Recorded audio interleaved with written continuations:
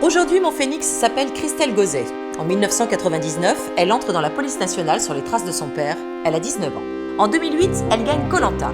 Cette victoire est un révélateur. Désormais, Christelle sera une femme qui ose. En 2015, elle ose passer les tests pour devenir officier de sécurité.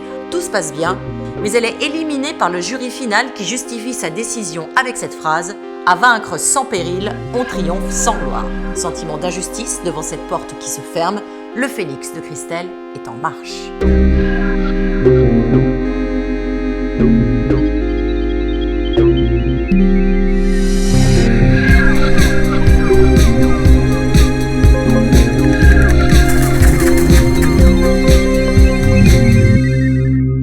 J'ai passé donc les tests d'officier de sécurité pour entrer, pour être épaule pour protéger les personnalités. Et j'ai échoué parce que je n'ai pas réussi à faire des pompes sur 2 ballons.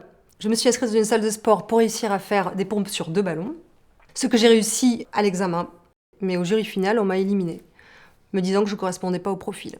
J'ai tenté en fait de faire changer la vie auprès de ma hiérarchie sur le fait que je correspondait au profil d'officier de sécurité et j'ai eu des murs et je ne l'ai pas admis. Je trouvais ça complètement injuste. Je m'étais entraînée durant toute une année et donc une porte s'est fermée et j'ai décidé d'ouvrir la fenêtre finalement qui se trouvait à mes côtés, c'est-à-dire changer de chemin, de voie et me trouver finalement. Ton entourage, il a eu un rôle important ?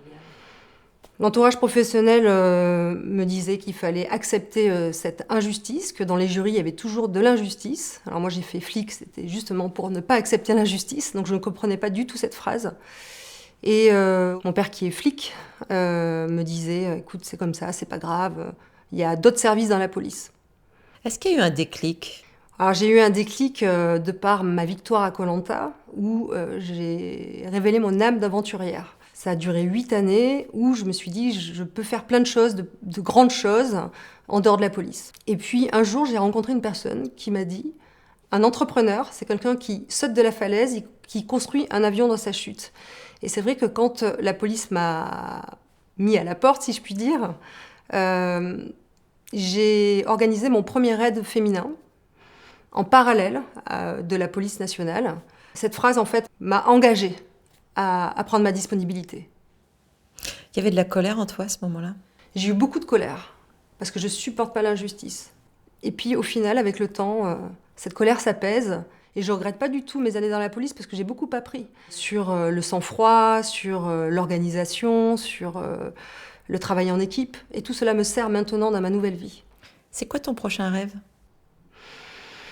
Mon prochain rêve, ce serait de développer les raids des fidèles en France, à l'étranger, parcourir le monde, voyager, rencontrer des personnes, parce que c'est ça qui enrichit aussi, c'est les rencontres humaines. Et si c'était à refaire ? Si c'était à refaire, je referais la même chose. Parce que j'ai beaucoup appris dans la police, je ne crache pas dessus, au contraire. Et maintenant, j'ai 40 ans, je vis la deuxième partie de ma vie, celle que je suis en fait, réellement. Donc je regrette rien, je ne regrette rien. J'ai appris de mes échecs, j'ai appris en compétence, j'ai appris en humilité, j'ai appris parce que j'ai trouvé ma voie aussi.